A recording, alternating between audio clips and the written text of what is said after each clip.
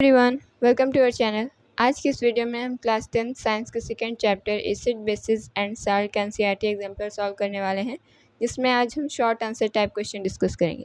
इसके पहले वाले पार्ट में हमने इसके सभी एमसीक्यूज अच्छे तरीके से कंप्लीट किए हैं। आज की इस वीडियो में हम क्वेश्चन नंबर 31 से स्टार्ट करेंगे, जो कि है short answer type question. Okay, तो चलिए स्टार्ट करते हैं। क्वेश्चन नंबर 31 है, match the acids given in column A with their correct source given in column B. हमारे पास यहाँ पे दो कॉलम है, कॉलम ए कॉलम बी। इसमें हमें कॉलम ए में कुछ एसिड्स के नेम दिए गए हैं और कॉलम बी में हमें उसके सोर्स दिए गए हैं कि कहाँ से ये एसिड हमें मिलती है। ठीक, हमें मैच करना है कि कौन सी एसिड किस सोर्स से हमें मिलती है। पहला है हमारा लैक्टिक एसिड। तो आप लोग जानते हैं कि जो लैक्टिक एसिड होती है वो रिस्पॉन्सिबल होती है मिल्क से कर्ड के फॉर्मेशन के लिए। ऐसा इसलिए क्योंकि मिल्क में एक बैक्टीरिया प्रेजेंट होता है जिसका नाम होता है लैक्टोबैसिलस। ये क्या करता है, ये मिल्क में प्रेजेंट लैक्टोज शुगर को लैक्टिक एसिड में कन्वर्ट कर देता है। अब लैक्टिक एसिड के फॉर्मेशन की वजह से जो मिल्क का पीएच होता है वो गिर जाता है और इसी वजह से मिल्क से कर्ड का फॉर्मेशन होता है। ठीक, तो पहला है हमारा कि लैक्टिक एसिड हमें कहाँ से मिलती है, तो आंसर होगा फोर्थ वाला कर्ड। ठीक, अब ये लैक्टिक एसिड कौन बनाता है, तो आंसर होगा लैक्टोबैसिलस, जो एक बैक्टीरिया होता है। चलिए अगला पार्ट देखते हैं, एसिटिक एसिड। तो एसिटिक एसिड जिसका केमिकल फार्मूला होता है CH3COOH, वो हमें मिलता है विनेगर से। तो यहाँ पे बी का थर्ड पार्ट हो जाएगा। सी वाला है सिट्रिक एसिड। जो सिट्रिक एसिड होती है वो हमें सिट्रस फ्रूट्स यानी जो खट्टे फ्रूट्स होते हैं उनसे मिलता है, जैसे लेमन हो गया, ऑरेंज हो गया। ठीक, इनमें सिट्रिक एसिड प्रेजेंट होती है। तो यहाँ पे हमारा सी वाले का हो जाएगा सेकेंड। लास्ट है हमारा oxalic acid. Oxalic acid tomato में प्रेजेंट होती है। ऐसे ही हमारे बुक में एक और एग्जांपल दिया गया है कि जो टार्टिक एसिड होती है वो हमें कहाँ से मिलती है, टेमेरिंड से। ठीक, तो यहाँ पे जो एसिड्स के नेम दिए गए थे ये सभी ऑर्गेनिक एसिड हैं। ऑर्गेनिक एसिड की मतलब ये कि हमें ये लिविंग सोर्सेज से मिलेंगे। वहीं अगर हम बात करें HCl, H2SO4 या फिर नाइट्रिक एसिड के, तो वो इनऑर्गेनिक या फिर मिनरल एसिड होती हैं और उन्हें बनाया जाता है, वो नेचुरल सोर्सेज से हमें ऑब्टेन नहीं होती हैं। ठीक, तो यहाँ पे ये सभी एग्जाम्पल थे ऑर्गेनिक एसिड के। चलिए अब अगला क्वेश्चन देखते हैं, क्वेश्चन नंबर 32। क्वेश्चन नंबर 32 है, match the important chemical given in column A with the chemical formula given in column B. पहला है हमारा प्लास्टर ऑफ पेरिस। हमें ये बताना है कि इनमें से कौन सा प्लास्टर ऑफ पेरिस का केमिकल फार्मूला होगा। ठीक, आप जानते हैं प्लास्टर ऑफ पेरिस या फिर POP को प्लास्टर ऑफ पेरिस इसलिए बोला जाता है क्योंकि ये पहली बार पेरिस में इसका फॉर्मेशन हुआ था। ठीक, और इसका यूज़ हम करते हैं जो फ्रैक्चर्ड बोन होती हैं उनको सपोर्ट करने के लिए। तो हमें बताना है कि इनमें से कौन सा है chemical formula plaster of Paris का। तो आप जानते हैं कि जो प्लास्टर ऑफ पेरिस होता है उसमें half water of crystallisation present होते हैं।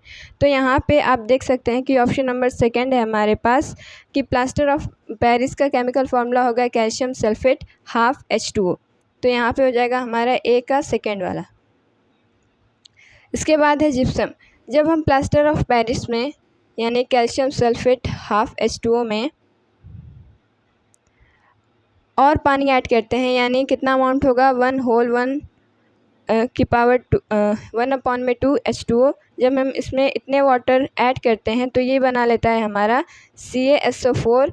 और यहाँ पे कितना होगा 2 1 2 और ये हो गया 3, यानी 3/2 और 1/2 को आप ऐड करेंगे तो कितना आएगा 4/2 और ये हो जाएगा हमारा 2। तो यहाँ पे जो वाटर ऑफ क्रिस्टलाइजेशन प्रेजेंट होगा वो होगा 2 H2O। अब यहाँ पे जो कैल्शियम सल्फेट है उसमें 2 वाटर ऑफ क्रिस्टलाइजेशन प्रेजेंट होता है, तब हम उसको बोलते हैं जो उसका नेम होता है वो होता है जिप्सम।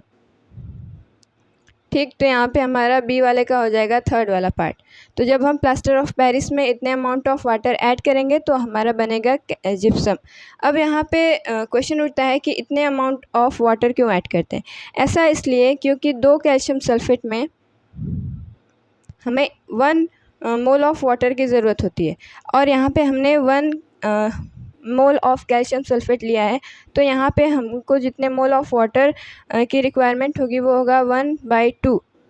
ठीक, H2O। अब यहाँ पे अगर 1/2 में 1/2 आप जोड़ेंगे तो कितना होगा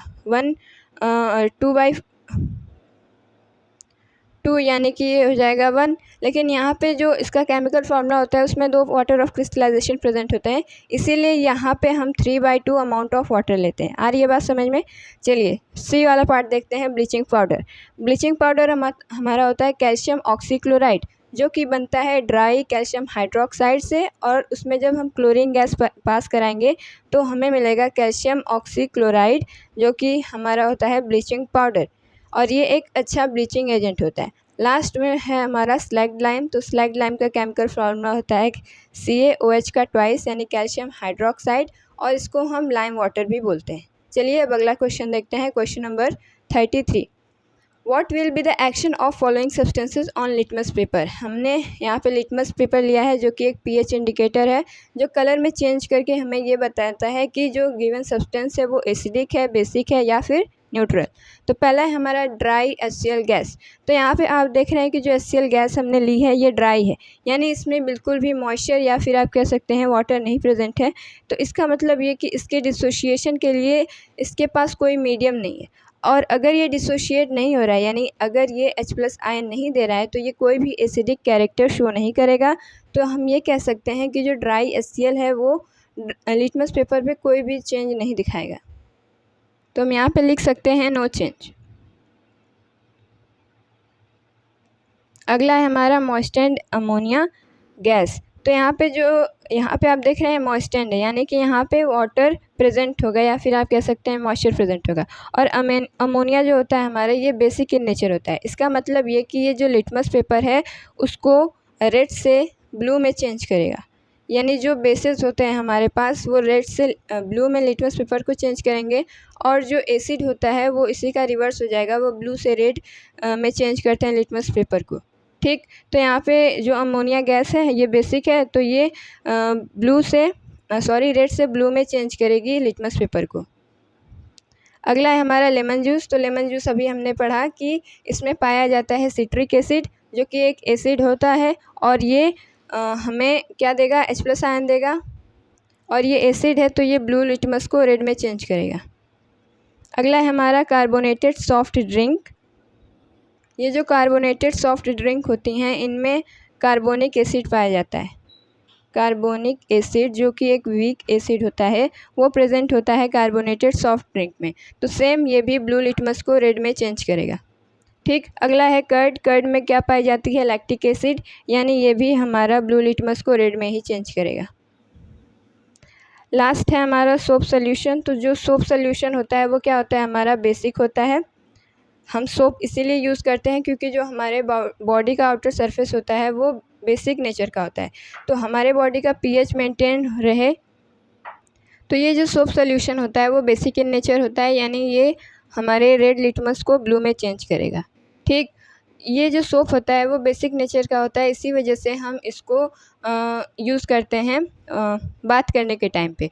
ऐसा इसलिए क्योंकि हमारे बॉडी का जो आउटर सरफेस होता है वो समहाउ बेसिक नेचर का होता है, तो अपनी बॉडी का pH मेंटेन करने के लिए ही हम बेस का यूज़ यानी कि सोप का यूज़ करते हैं। ठीक है, चलिए अगला क्वेश्चन देखते हैं, question number 34। Name the acid present in ant sting and give its chemical formula. Also give the common method to get relief from the discomfort caused by the ant sting.